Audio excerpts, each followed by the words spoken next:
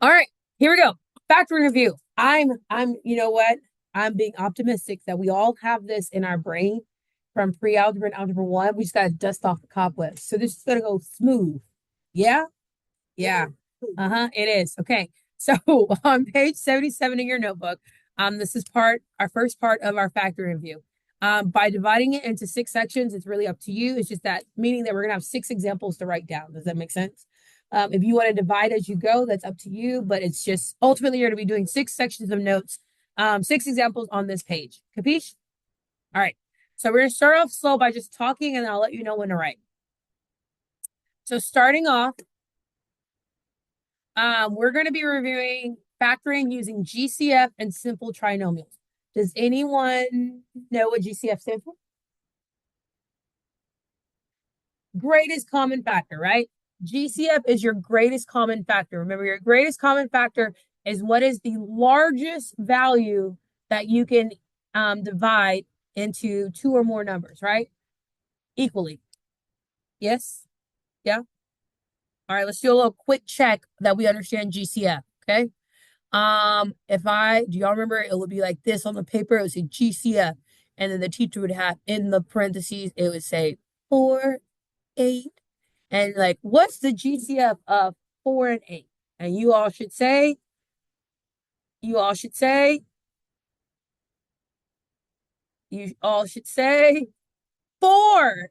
The answer is 4, guys, because 4 is the largest number that you can divide into 4 and 8 evenly. Agree? So the GCF of 4 and 8 is 4. 4 divided by 4 is 1. 8 divided by 4 is 2. Yes? Let's try that again, just to make sure we're okay here. If I asked you for the GCF between 12 and 24, why is it 12? It's the greatest number you can divide between, the largest number you can divide evenly between 12 and 24, right? No remainder. All right, let's try a 3-1. Do y'all remember seeing these? Like in fifth grade, sixth grade, figuring out the GCF? Should have been like more fourth grade, if anything, after you've learned your multiplication factors and all these things. Okay, hopefully. Let's do.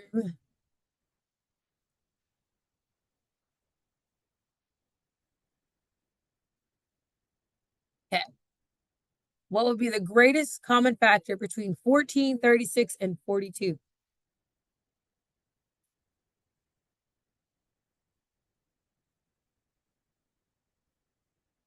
It would be 2. It would have been 7 if this had been something else, right? If 36 would have something else, then yes. But it's not because 36 doesn't work. So it would have to be 2. Yes. Yes. We're doing our note. Okay. No, this is just out loud. I'll tell you when to write. I just want to make sure before we start, we know what GCFs are. Yes. Now, a lot of times you guys confuse GCFs with LCM. Okay. LCM is your least common multiple, which is what is the smallest number that these two numbers can multiply up to. Okay. That's an LCM. So, like, for example, if I had 2 and 3, right, the LCM would be 6. So that's the smallest number that 2 and 3 both can divide into. Does that make sense? I think a lot of times you guys confuse LCM with GCF. LCM is going to be most used when you're trying to find a common denominator of a fraction. Does that ring a bell? So that you don't want to work with too large of a number, you want to work with the smallest number. All right, let's dive in. So what we're going to be doing is we're going to be doing method number 1. So on page 77, we're going to be talking about method number 1, which is factoring polynomials with a common monomial factor, aka greatest common factor, the GCF. Okay. Our first example that we're going to be doing is this guy. So our first problem that we're writing down is 15m squared minus 9. Okay. What's listed are the steps to find the GCF, the steps to write an expression in GCF form. Okay. In factored form. So we're going to go through those steps. I would say once you write them once, maybe not need them again, but just so you understand the process of what we're doing, that's why they're here. So I'm going to do one, then you're going to do one. I'm going to do one, then you're going to do one. You get where we're going here? Huh? Yes, you're writing this one out. This is the first one you're writing down. Okay. So the first thing we have here is, first problem we have is 15m squared minus 9. And the step one is to find your GCF. So your first step is to identify what is your GCF of the given problem. So I look at numerically, and you're going to look at the variables. Because there's only m in one term, the variable doesn't matter. It's not common in both terms. But looking at 15 and 9, what is the GCF? What is the largest number that divides evenly into 15 and 9? 3. GCF is 3. Next, you're going to divide your terms by your GCF. What this is going to produce is called your quotient. You're going to find your quotient. So you're going to divide the first term by 3, and you're going to divide the second term by 3. And what you get from that is called your quotient. Got it? Your quotient, so 15 divided by 3 is 5. M squared was not affected. Negative 9 divided by 3 is negative 3. So now we have our GCF and our quotient. Finally, we're going to write it in factored form. So in factored form, it's always your GCF times your quotient. Okay? So whatever you got for your GCF and times your quotient. What did we get for our GCF? 3. And what did we get for our quotient? 5m squared minus 3. And that is your factored form. This is going to be useful for when we start solving and finding zeros and simplifying rationals. If we can't factor, we will not be able to do those units. Okay? Now, the beauty about factoring. Factoring is the opposite of distributing. Okay? Factoring is the opposite of distributing. Distributing is the opposite of factoring. So if I was unsure whether I did this correct or not, guess what I would do? Distribute to see if I get back to where I started. Does that make sense? So I would ask myself, all right, so 3 times 5. What's 3 times 5? 15. Is that what I needed? Yes. Ask myself, what's 3 times negative 3? Negative 9. Is that what I needed? Check. That's how I know I factored correctly. Because factoring is the opposite of distribution. Distribution is the opposite of factoring. So they can be used to check one another. Got it? Are you ready to try? I believe in you. Even if you don't believe in yourself. It's your turn. Okay? So in yours, I gave you a little extra something. I'm just going to see how you work with that little extra something. So you have 5x squared plus 10x. And you're asking yourself, step one is, what is the greatest common factor between these two terms? What all do they have in common? Okay.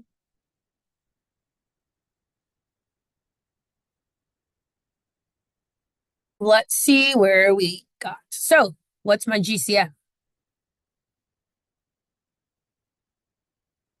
What is the greatest common factor? It is 5x. You did. What do they have in common? Do they all have an x in common at least? Okay. The reason why it's 5x is because, well, one, it's 5 because 5 is the largest number. But when you look at your x's, this has x squared and this has x, right? So they have at least one x in common, correct? When you see x squared, sometimes we got to remember x squared means you have x times x. And I already have one. So they only have how many x's in common? 1. This guy has 1 extra, which is why it's just 5x.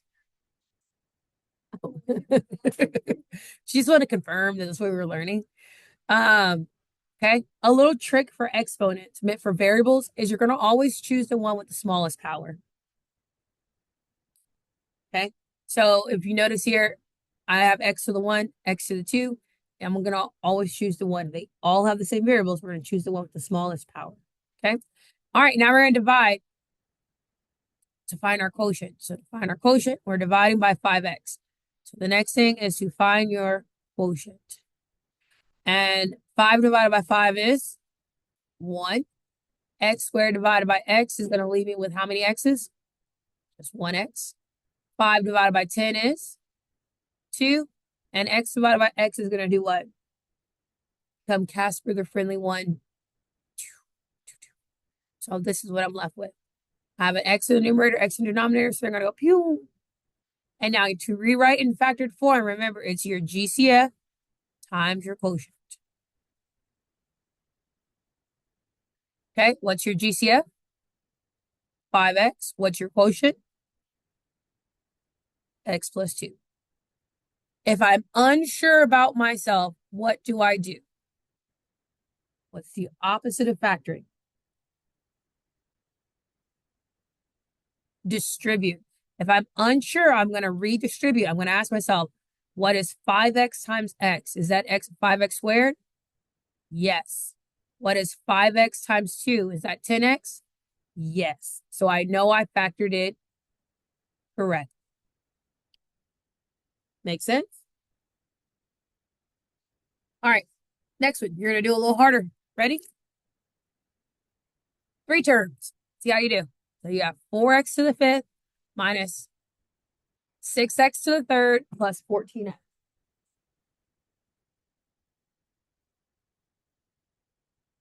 All right, let's talk about her. So let's see, group 2. What was the GCF? Group 2? Y'all group 2. Oh, I said good job. 2. Good job. All right, group 6. What was your quotient?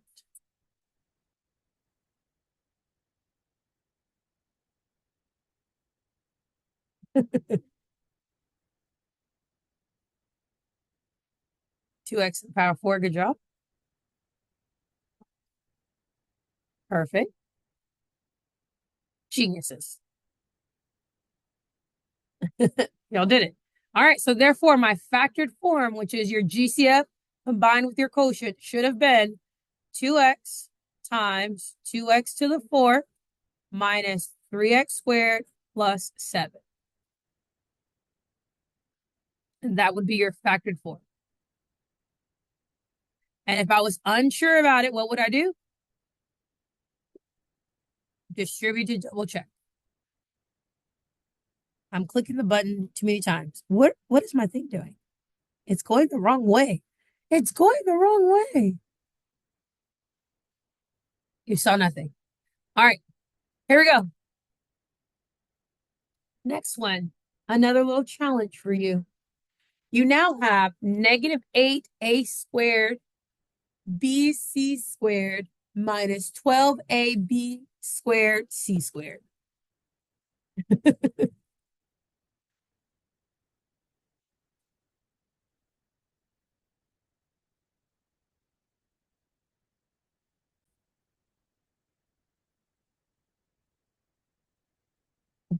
Here she goes. She's back.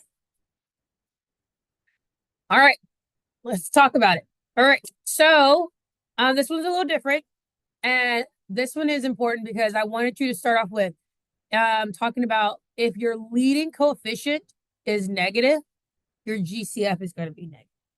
Okay, notice that we lead with a negative 8, so our GCF is going to be negative 4. Did anyone get that? Yeah, good job. All right, next for your variables, you're comparing their powers, and you're going to always take the one of the smallest power, right? So we have a squared and we have a, which is smaller. A, right? We have b and we have b squared, which is smaller. B. We have c squared and c squared. They're the same, so it is c squared. Are you with me? Okay. Next, you should have found your quotient.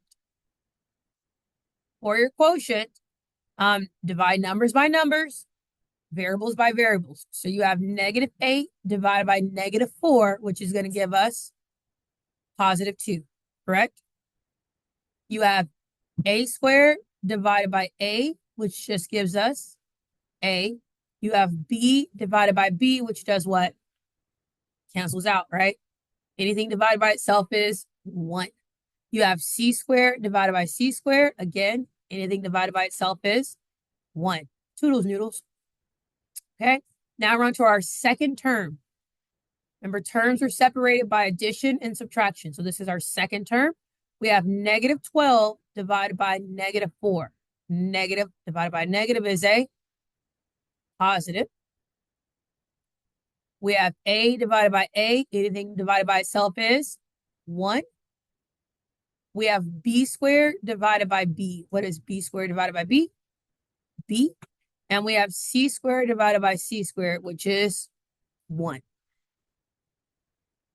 So now we have our GCF and our quotient. So our factored form would be our GCF, which is negative 4abc squared times our quotient, which is 2a plus 3b. And if I didn't trust myself, what would I do? How do I check myself? Distribute. Anytime I'm unsure if I did something right, I'm going to distribute to double check myself. Got it? Yes? Easy? All right. Do we need more examples or are we ready to move on? I got 2 more locked and loaded. But if you feel pretty confident, we can go on to the next part. Want to try the last one? All right, we'll do this one then. Here you go. You have 3x to the 4th minus 9x to the 3rd times y plus 6x squared times y squared. Find my factored form. Okay, let's go to group 1. What was my GCF?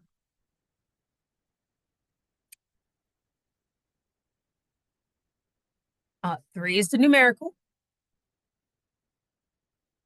Okay, what about the variable? What'd you say? X to the what?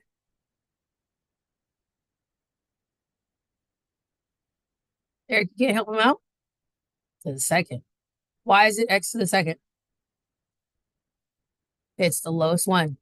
Okay, remember, when you're comparing the variables, you're going to look at the powers. The one with the smallest power is going to be your... All right, notice that he didn't use y. Why didn't he use y?